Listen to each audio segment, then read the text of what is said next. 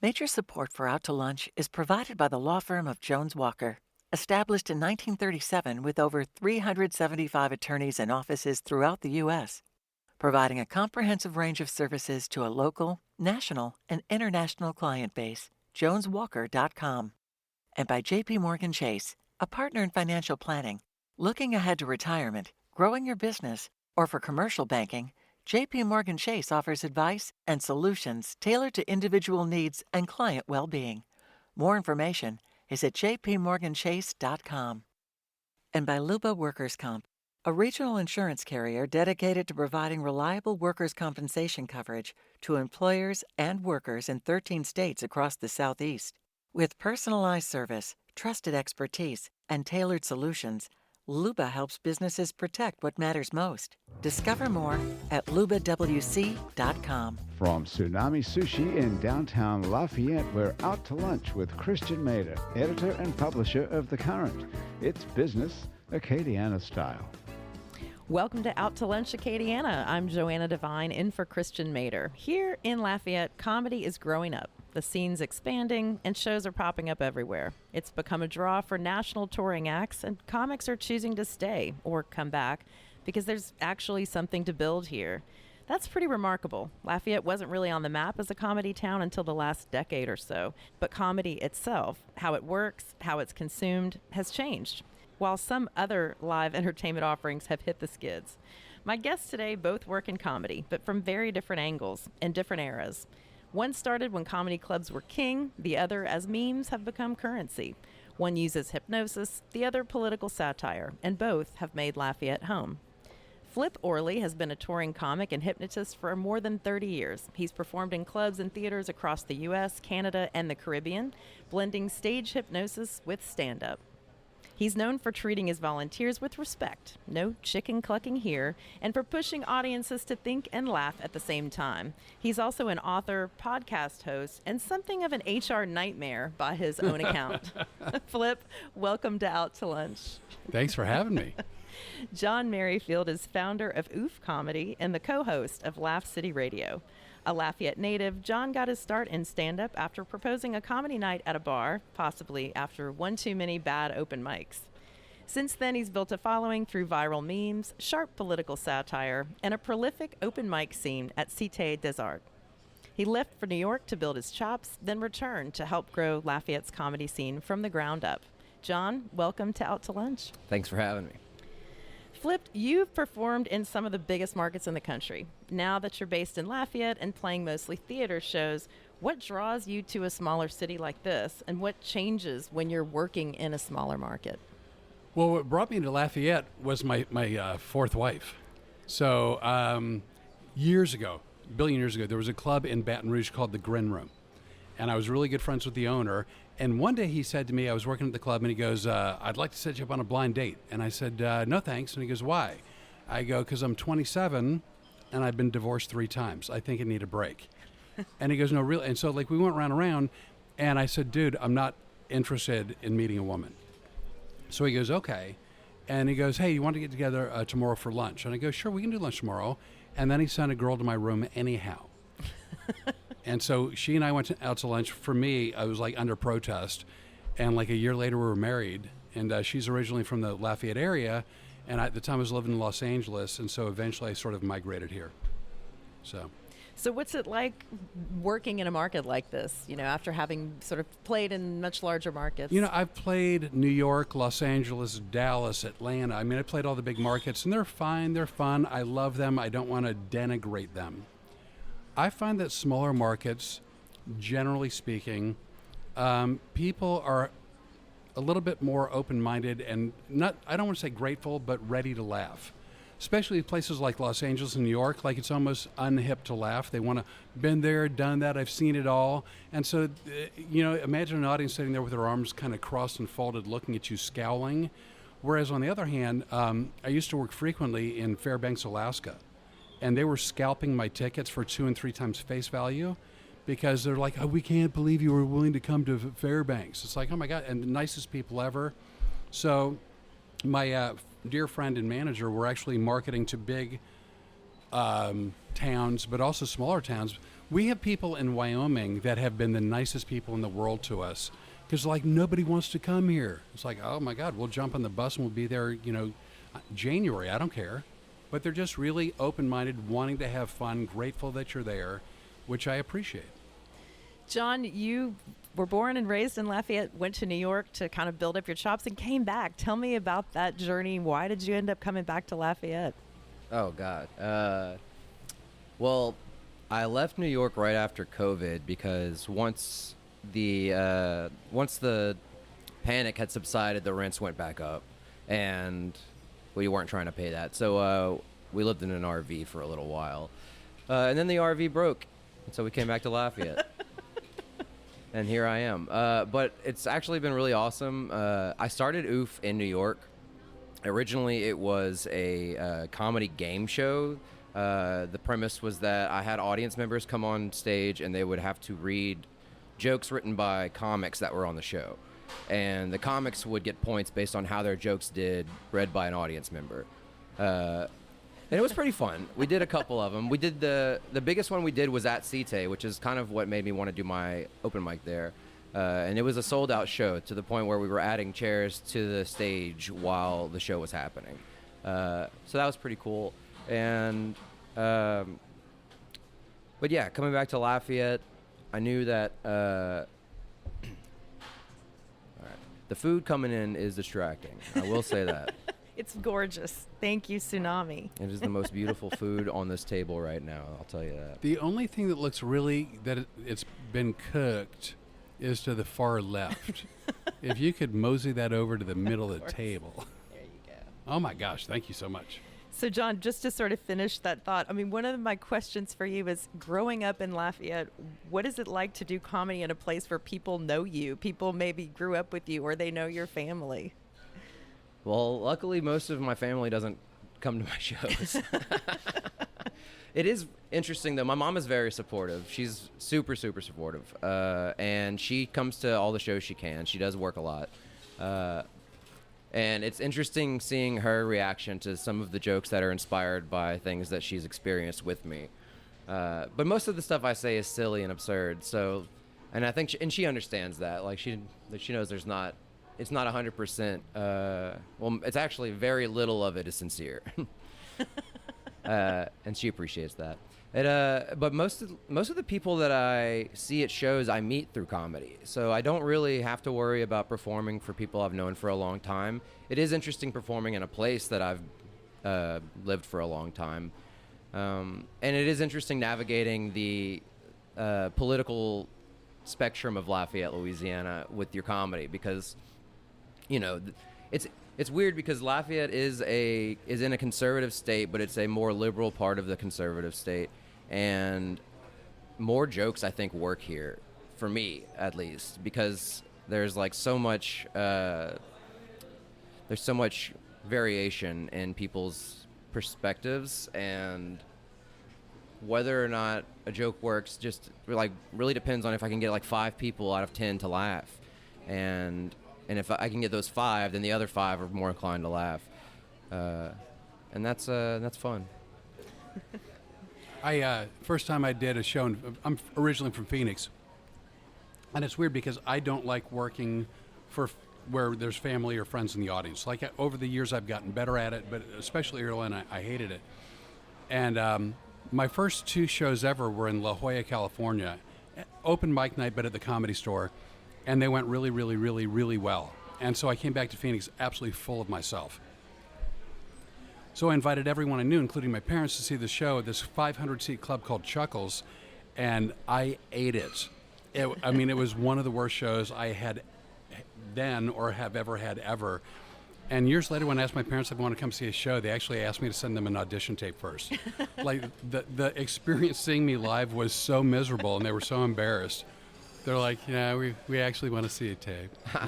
The double-edged sword of inviting family. Your family to the wanted show. to see a tape? Yeah, before they'd be willing to come back. That's hilarious. It was my mom had a friend. I was working at a club called the Tempe Improv.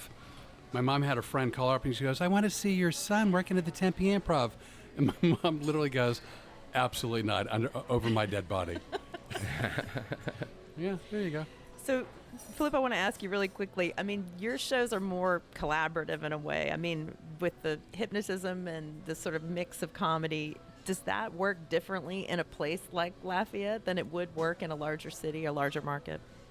Like, are people more reserved, I guess, is what I'm asking. Well, people can be. Like, so it doesn't... The structure of the show is the same everywhere I go. So from Caroline's in New York to the Comedy Store in Los Angeles to Citade's Arts in Lafayette, I get up on stage, and I've learned over the years it's better to do a one-man show where I can warm up the audience and sort of send them in the direction where I want the show to go. Then I think it's comedic. I hope the audience does too. Comedically explain the hypnosis and then ask for volunteers. So that structure's the same. Once people are hypnotized, then it sort of varies kind of from region to region and from conservative to liberal, what kind of material I can use once the people are hypnotized. And it didn't used to be that way. Like 20 years ago, the country was the country. But like I've done some bits in Washington, D.C. where it had worked in like 1997, and suddenly in 2021, people are yelling at me, and like, because I'm a dinosaur and I don't pay attention to trends and I don't do political commentary, I didn't realize certain things had become sort of off limits. And because in my mind, the material I write it's innocent, harmless fun. I'm not trying to be mean to anybody. I didn't know why people were taking it as an offense. So Fascinating stuff. So, John, kind of in that same vein, I mean, social media has really changed what comedy is and how it's consumed. I mean, how has social media changed what it means to be a local comic? Oh, that's a great question. TikTok has been very helpful for me. And in general, the whole like Reels thing. My jokes are one-liners, so they are they're very easy to consume. And if I start the video right when the joke starts and end it right after the laughter stops, I've got a great clip. And I didn't really start to reach outside of this region until about 2 years ago when I started doing TikTok. And then I get feedback from people all over the world, and that like lets me know that my jokes are not just for people here. They're for like anybody can enjoy them. It gave me a lot of confidence, honestly. So let me ask you a little bit more about that. So if social media has really expanded your reach, I mean, you're hosting shows, you're posting reels, you're producing, your own show, you're running a meme page, holding down a job. Like, how do you keep comedy sustainable? I guess that's my question. Well, I work a day job. I work very hard. I work 6 days a week, and I switched. I've been in food industry for the majority of since I was 14, so almost 20 years. And, on and off, I've done other things. But I usually work nights, and that was very hard to do while doing comedy. Like, I'd have to take off work to do shows. And then if someone asked me to do a show on short notice, I'd have to say no because I need at least 2 weeks' notice. So I ended up getting a job at Taco Sisters, and they have me doing morning prep, which is honestly the best gig for me. And I'm off by like 2 or 3 p.m., and I'm always free in the evenings to do shows. On any notice, I can say yes to a show, and that has like dramatically changed the game for me. I'm performing like up to 10 times a month at a minimum. So don't quit your day job. Yeah, no, I'm not going to do that anytime soon. Well, what's great is that like the comedy has been supplementary income for me. Like I only leave Lafayette if I'm getting paid, and I usually get paid here too. The only shows I don't normally make money on are the ones I'm producing. But yeah, it is sustainable because it's something I enjoy doing. And that is its own reward, as its own value. So it doesn't really matter as much how much money I make on it. You're listening to Out to Lunch Acadiana. I'm Johanna Divine, in for Christiaan Mader. I'm talking with John Merrifield, founder of Oof Comedy, and Flip Orley, a touring comic and hypnotist. Flip, you've talked about making a switch from like club environment, comedy clubs, to theaters so that you can have the space and the time that you need. What have you learned about how a venue affects how to connect with an audience? Oh, a venue is huge. I mean, everything about a venue matters. So how close the audience is to the stage, how big the stage is, certainly matters more for me because I use the whole stage. Whether you have high ceilings or low ceilings, whether or not there's carpet and soundproofing on the walls versus, everything is a hard surface where like sound echoes everywhere you go. Before you can think about whether a show is good or not, you have to factor in two things. People are inherently unwilling to try hard over time. So what I mean by that is if any part of the audience can't see well or can't hear well, they will quit trying. And the minute they quit trying, they'll get on their phones, they'll start talking, and then the club has a completely different feel, and then you're really fighting ambient noise and you're fighting distractions. So any venue that has the lights down in the audience and the lights up on stage where the visual focus is there and the lighting on the stage is good where people can from all corners see, and they have speakers throughout the room so everyone can hear, then the next thing you worry about is the quality of the show. But you don't, like, who cares if the show's the best show ever if people can't hear it or see it? So that's one thing. For instance, like, I grew up in the comedy club industry, and I love the club feel. Low ceilings, everything sort of tightly packed in. There's a lot of energy. It's a really exciting type of arena to be in. But sort of in the back of my mind, I always knew my show was a theater show. And then, this is a very long story, I'll try to condense it. I went to see a concert in Phoenix, Arizona, which is where I'm from, at a place called the Celebrity Theater when I was 16 years old. Oh, you know Celebrity? Yeah, okay. It goes around. Yeah. So, and I'm 16 years old, hadn't been on stage yet, hadn't contemplated a career in comedy. And I missed the entire concert. Forgot about who I was with on a date, missed the concert, stared at the stage, and just envisioned myself doing a show on that stage. Don't know why. But I was like just entranced. I use that as a hypnotist. I'm a professional. Don't try it at home. So I'm entranced by the stage, and it's like, and so like that began the start of me thinking, if I do a show, it'll be a theater show. And so I started doing clubs, and then years later, I was in my early 30s.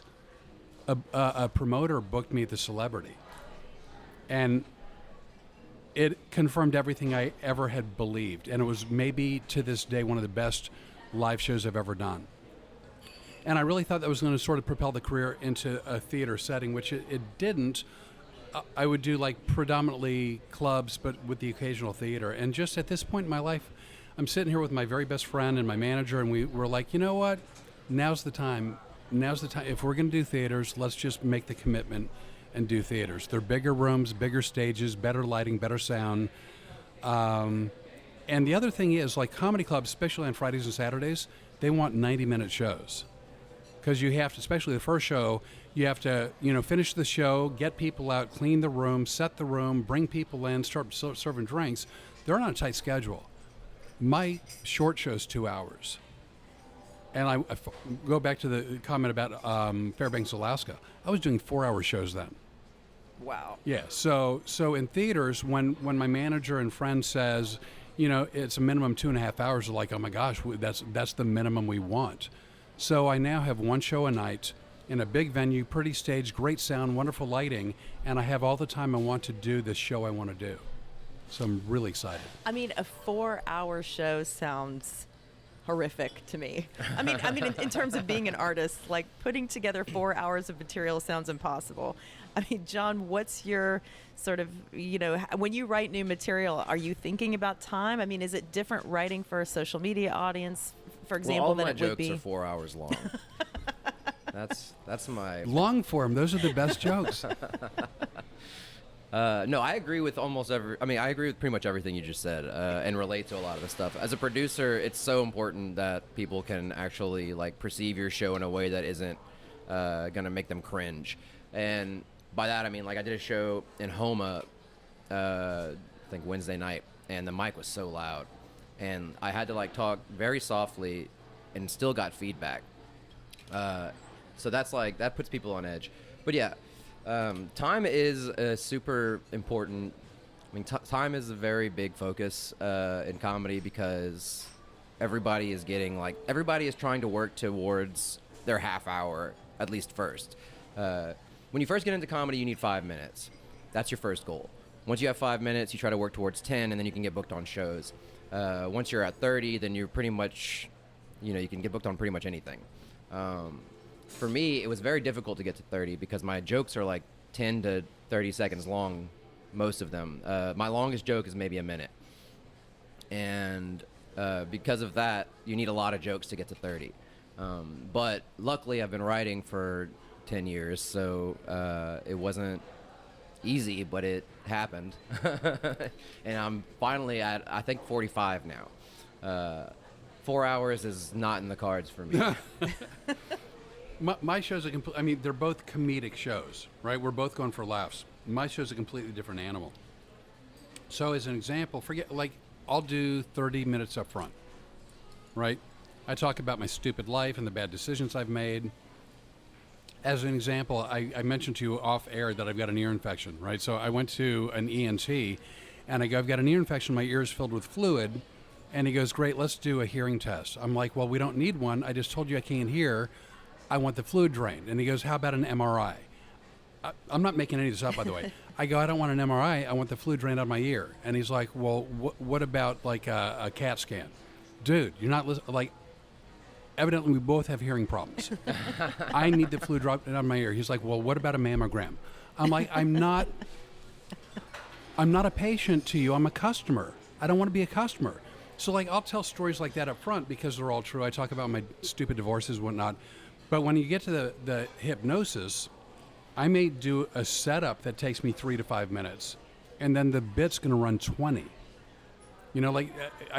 Probably nobody listening has ever heard of this, but there used to be a game show on TV years ago called the Newlywed Game. So I'll take 8 people and I'll marry them off into 4 couples, and I'll put them on the Newlywed Game, vying for the grand prize just for them. That's a 30-minute bet. Now, the payoff is there. It's really fun. But yeah, a stand-up, you kind of can't do that. No. It's not. We're completely different directions in how we do our shows. Yeah. Yeah. Well, you can also hypnotize the audience into thinking it's been a shorter show. And that's... I've often said, you know what? If they're laughing, I win. And if they're sleeping, I'm still winning. So either way, it's good. Have you ever hypnotized the whole audience? I have not. They don't all unanimously consent to that? Well, no, because the club would be angry because then they would have really crappy drink sales. Yeah. So, at the end of the day, and my friend and partner was a 30-year touring headlining comic. And she did a big, fun, ruckus show. And she was not only known for selling out all her shows, but because it was so fun and big and over the top, she had top liquor sales everywhere she went. And would joke about the fact that she's not just a comic, she's a liquor salesperson. And in clubs, that's how they make money. That's true. Absolutely. So, yeah, I'd love to hypnotize. I always joke with the audience. I go, look, if I could hypnotize all of you, I would. Mm-hmm. You'd be under right now, and I'd be at the bar drinking for a couple hours. Come back at 10, wake you up. Hey, you had a good time. Go home now. So I just have to ask this. You both live in Lafayette. You're both comedians. How do you not know each other? Are there different comedy scenes? We've met. Sorry, I could have let you no, finish. that's okay. We met the Kenan Thompson show. Oh, I remember that well. Yeah. There was he wasn't actually there. It was a Kenan Presents show. From SNL, that guy? Yep. Yeah. Oh, I just know him from Good Burger. But you were the host of that. And they didn't let you do any hypnotism. No, they didn't want me to. So Kenan, evidently, use his first name like we're buddies, never met him, don't know him, was doing these comedy competitions around the country, and I don't know what the prize was, but it was something. So someone supposedly helping him out of Dallas is a guy that I know, and he called me up and he goes, we're doing these 2 shows in Lafayette. Would you mind hosting them? And I'm like, all right, do you want me to do any time? He goes, no, there's 30 comics in total, 15 per show, I think, roughly. Yeah, at least. And just bring up the acts and be pleasant. And so I did that. And I was, not to sound ugly about this, but I when I'm home, I don't go out. When I'm on the road, I'm out all the time. So when I'm home, I go out. So I was jaw-dropped, pleasantly surprised, and really impressed with the quality of talent here in Lafayette. I didn't know that there were that many good comics in Lafayette. I had no idea. I mean, let's talk about that for just a minute. John, you've been producing shows here over time. Have you seen the scene grow considerably? Yeah, so I started doing comedy about the same time as the guy JP Leonard who runs Lafayette Comedy. We found each other, like we had started our own shows independently of each other and then found out about each other through other people doing our shows.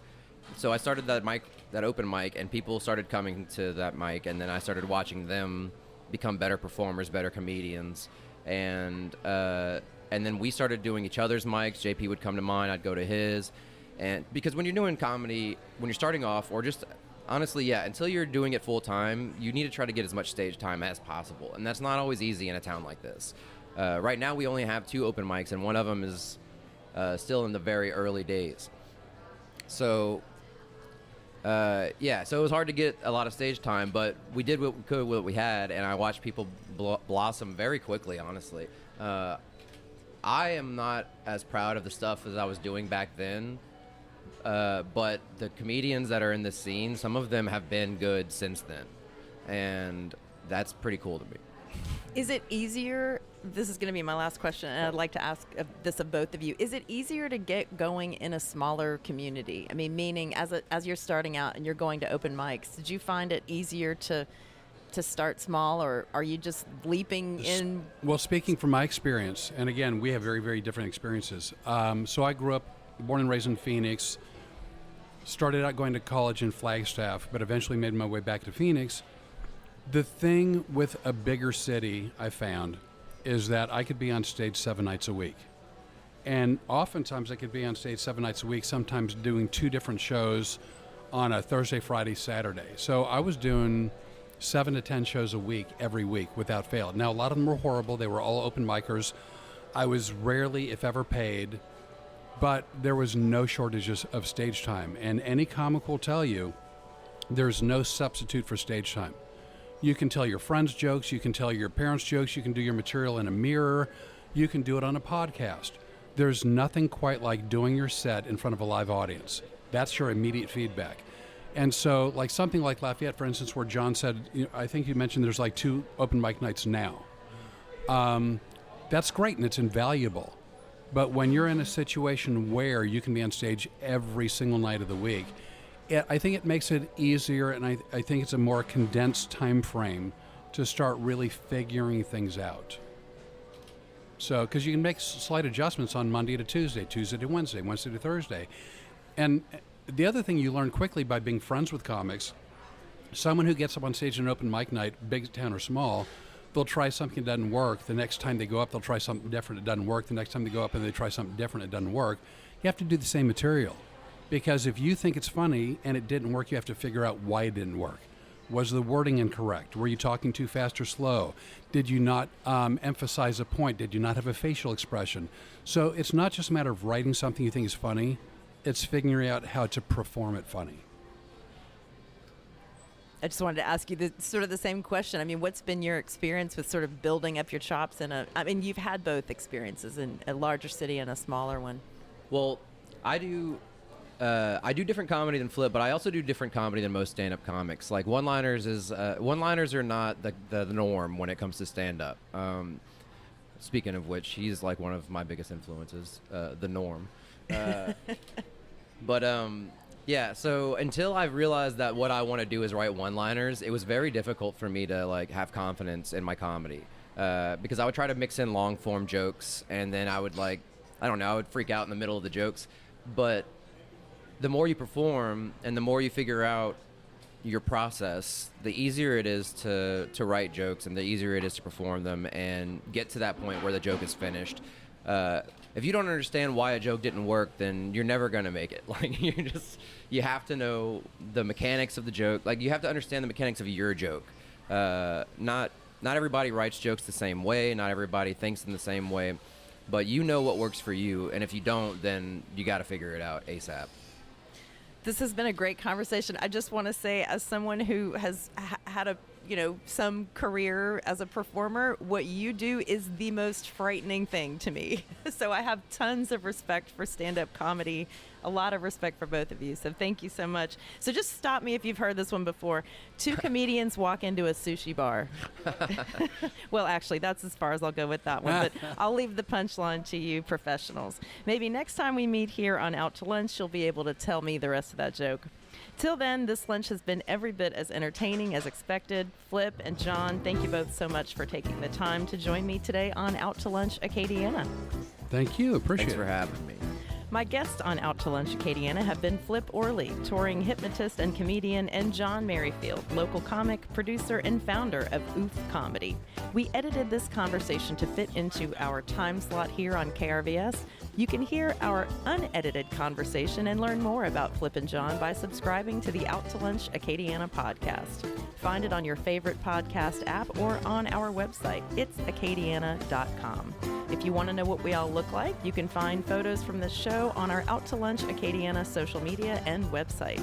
These photos were taken by Alicia Zachary Lazard.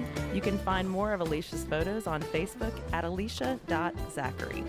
Out to Lunch Acadiana is a production of INO Broadcasting for itsacadiana.com and KRVS 88.7 FM. The producer of this show is Grant Morris. Our technical producer is Eric Merle. Our associate producer and researcher is Leah Erdialis. Today's show was engineered by Dylan Babineau. I'm Johanna Divine, sitting in for Christiaan Mader. Thanks for joining me. I know I said this last week, but this time I promise Christiaan will be back next week. You can join Christiaan and his guests around the lunch table for more business Acadiana style on Out to Lunch Acadiana. Out to Lunch Acadiana was recorded live over lunch at Tsunami Sushi on Jefferson Street in downtown Lafayette. Tsunami is open Tuesday through Saturday for lunch and dinner, serving sushi, sashimi, salads, and authentic Japanese grilled dishes. Tsunami welcomes casual dining or reservations. More information at servingsushi.com. Major support for Out to Lunch is provided by the law firm of Jones Walker. Established in 1937 with over 375 attorneys and offices throughout the U.S., providing a comprehensive range of services to a local, national, and international client base. JonesWalker.com. And by J.P. Morgan Chase, a partner in financial planning. Looking ahead to retirement, growing your business, or for commercial banking, J.P. Morgan Chase offers advice and solutions tailored to individual needs and client well-being. More information is at jpmorganchase.com. And by Luba Workers' Comp, a regional insurance carrier dedicated to providing reliable workers' compensation coverage to employers and workers in 13 states across the Southeast. With personalized service, trusted expertise, and tailored solutions, Luba helps businesses protect what matters most. Discover more at lubawc.com. Mitchell Foreman wrote and performs all the music on Out to Lunch. You can hear Mitchell's music anywhere great jazz is sold or streamed, and at mitchellforeman.com.